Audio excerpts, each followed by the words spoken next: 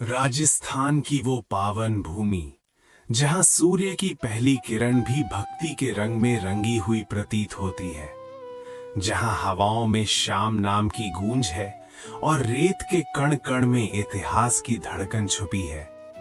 उसी दिव्य धरती पर स्थित है एक ऐसा धाम जिसे लोग मंदिर नहीं बल्कि विश्वास का जीवित स्वरूप मानते हैं। खाटू श्याम जी का पावन धाम।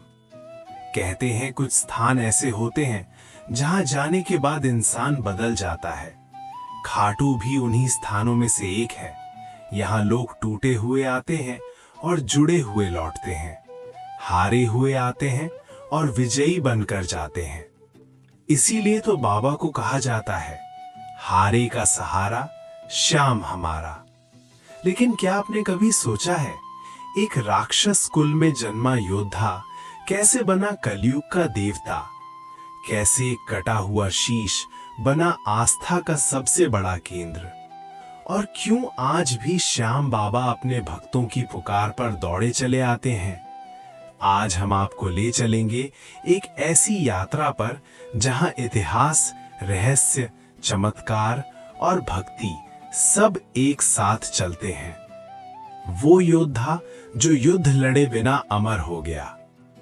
महाभारत का युद्ध, धर्म और अधर्म के बीच सबसे बड़ा संग्राम। जब कुरुक्षेत्र की भूमि रणचंडिका बनी हुई थी, उसी समय एक ऐसा योद्धा युद्ध भूमि की ओर बढ़ रहा था जिसकी शक्ति से स्वयं देवता भी परिचित थे। उसका नाम था बर्बरीक। भीम के पौत्र, घटोत्कच के पुत्र और राक्षस कुल में जन्म लेकर भी धर्म का सबसे बड़ा रक्षक। बर्बरीक के पास थे भगवान शिव द्वारा दिए गए 3 अमोघ बाण। एक बाण से वो पूरी सेना को चिन्हित भरता, दूसरे से उनका विनाश करता और तीसरा बाण वापस तरकश में लौट आता।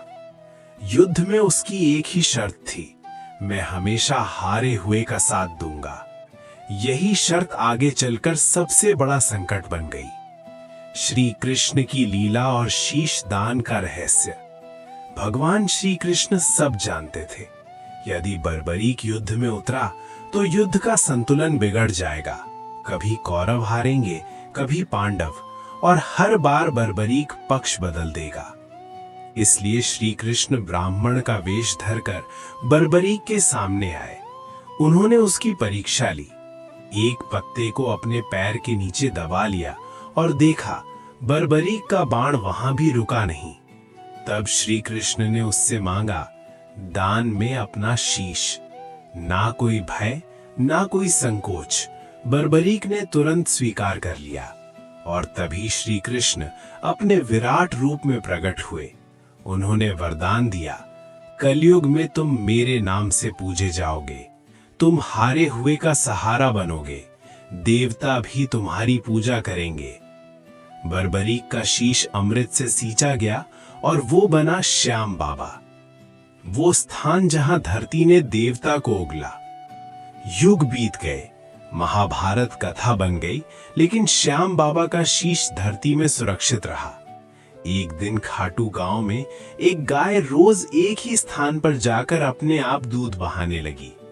ग्रामीणों ने खुदाई करवाई और जो निकला वो कोई मूर्ति नहीं, स्वयं भगवान का मुख था। उसी स्थान पर बना श्याम कुंड। आज भी कोई नहीं जानता उस कुंड में जल कहां से आता है, पर जो उसमें डुबकी लगाता है वो खाली नहीं लौटता।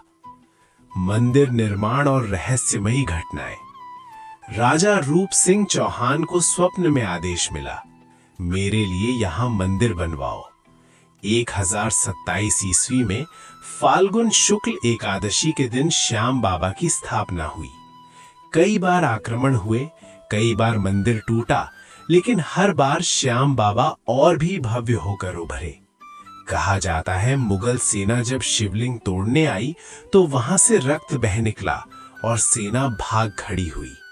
आज भी वो निशान गौरी शंकर मंदिर में मौजूद है।